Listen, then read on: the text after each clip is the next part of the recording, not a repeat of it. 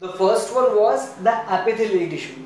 As I've already told you that the epithelial tissues, these are the simplest of all the tissues which are found in an animal. Okay. Also, the main function of these epithelial tissues is mainly protective in nature. What happens? These epithelial tissues are tightly packed with each other. Okay. Due to this tightly packed arrangement, what happens? Either little or no intercellular matrix is present. Now what is intercellular? Intercellular means between the two cells. Though between the two cells there is no matrix or very little matrix is present. Okay, what happens? These epithelial tissues, they covers most organs and the cavities, and they form a barrier between the different organs. Okay.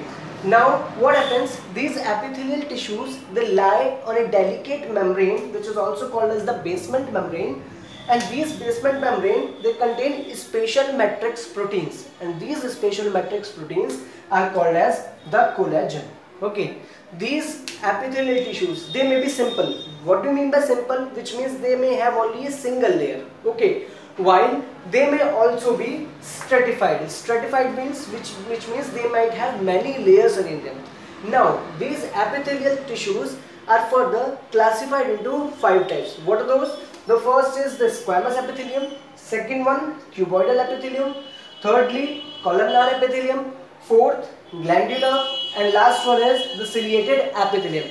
Now we will be dealing with each one of them one by one. First one is the squamous epithelium. This squamous epithelium is usually made up of very thin, flat, irregular shaped cells, and these irregular shaped cells are compactly arranged just like this. Okay, just like the tiles which are arranged in the floor. Okay, due to this compact arrangement, what happens? These are also called as the tessellated or the pavement membrane.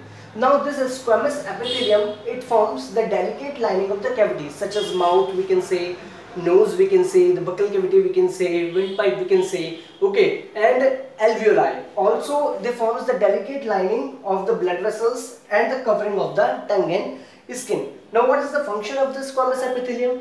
Actually the squamous epithelium, it protects the underlying parts of the body from mechanical injury, okay, any type of injury, entry of the germs and chemicals and drying.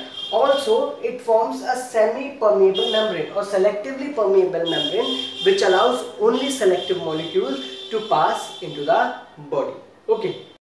The second one is the cuboidal epithelium. As you can see the structure of the cuboidal epithelium, this cuboidal epithelium appears cubical in nature, but from the above part they appear somewhat hexagonal. Okay, so now these cuboidal epithelium, these are mainly found in kidney tubules, thyroid, and in glands such as salivary glands, sweat glands. Okay, these cuboidal epithelium, they form the germinal epithelium of the gonads. Gonads are testes and the ovary, which are found in the male and the female respectively. Okay, now these cuboidal epithelium, they helps in absorption, excretion, and the secretion, and also they provide mechanical support to the body tissues.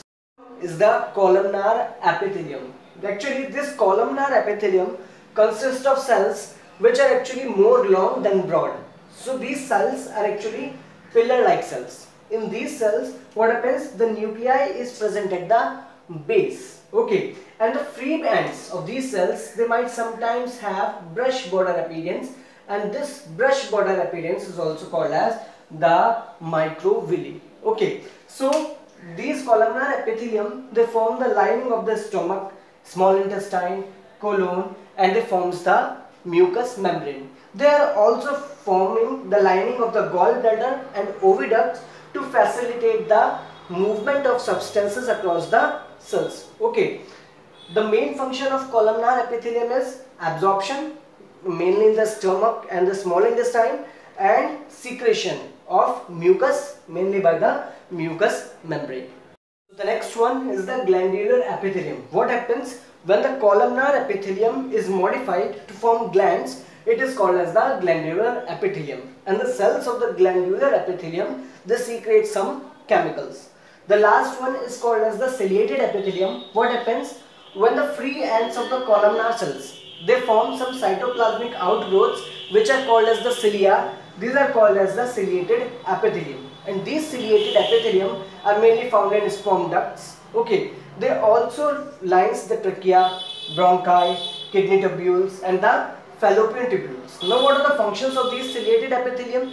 These ciliated epithelium actually, due to the rhythmic contraction of these ciliated epithelium, the solid particles, they move in one direction. So this was all about the epithelial tissues.